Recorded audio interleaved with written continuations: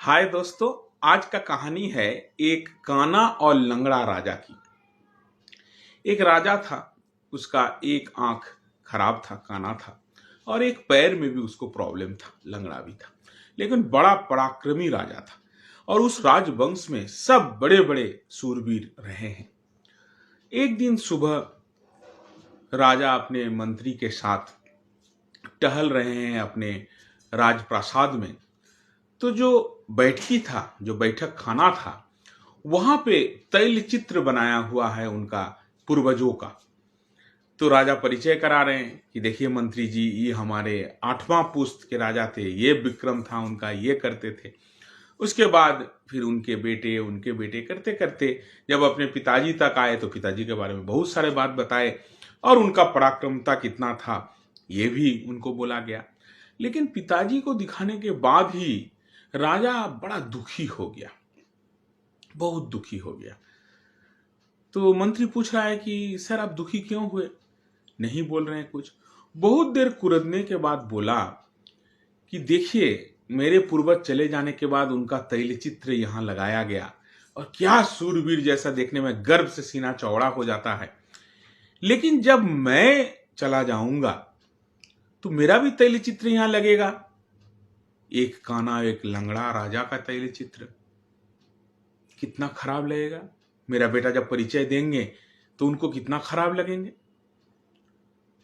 मंत्री बोला कि ऐसा है सर, आप के रहते हुए ही हम लोग तैलचित्र बनाएंगे और मैं आपको वर्ड देता हूं कि वो चित्र दिखा के किसी को खराब नहीं लगेगा, कोई भी उसको दिखा के अपना कुंठा जाहिर नहीं कर पाएगा दिखाते हुए। तो राजा फिर भी बहुत दुखी था। मंत्री ने एक ढिढोरा पिटवाया सारे चित्रकार के और कलाकार के प्रति कि आइए आप राजा के तैलचित्र बनाइए और जिसमें राजा का जो ऐब है, जो राजा एक आंख से खराब है और एक पैर भी उनका खराब है, वो दिखना नहीं चाहिए। लेकिन आप दोनों आंख ठीक, दोनों पैर ठीक, ये नहीं बना सकते। तो सारा कलाकार ने बोला कि हम यथार्थ चित्र अगर बनाएंगे तो जैसा है वैसा बनाएंगे, तो फिर तो दिखेगा ही। सब ने प्रयास किया लेकिन किसी के द्वारा वो चित्र नहीं बन सका कि भाई सही भी दिखा रहा है और साथ ही साथ वो किसी को दिखाने में कुंठा भी नहीं हो, ऐसा नहीं हो पा रहा। सब दुखी हो जा रहा है। तो एक बहुत कम उम्र का कलाकार आया और आके मंत्री को बोला कि मंत्री जी, मुझे एक बार ट्राई करने दीजिए। और 7 दिन प्रयास के बाद वो एक ऐसा तैलचित्र लेके आया कि मंत्री और राजा दोनों आनंद से प्रफुल्लित हो गए। जानते हैं दोस्तों उसने क्या किया था? उसने राजा को एक घोड़ा के ऊपर बैठाया था और राजा शिकार कर रहे हैं, तो एक तीर धनुष भी टाना हुआ। आप जानते हैं जब निशाना लगाते हैं तो एक आंख बंद रखते हैं, और घोड़ा पे चढ़े तो एक साइड से दिख रहा है, एक ही पैर दिख रहा है।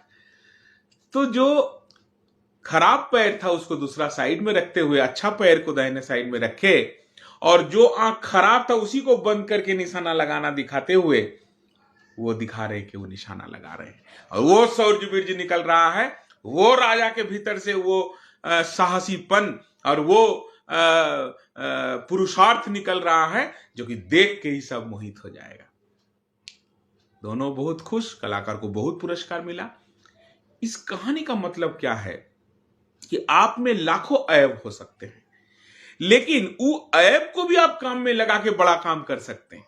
अब अगर मेरा एग्जांपल लेते हैं कि हम मोटे हैं, तो हम जहां भी क्लास लेने जाते हैं, हम सिचुएशन को हल्का करने के लिए हम खुद को यूज करते हैं कि देखिए भाई, मेरा शर्त है कि कोई पेट में बात नहीं रखेगा, हम लोग इंटरेक्शंस करेंगे, पेट में बात रखेंगे तो मेरे जैसा पेट हो जाएगा।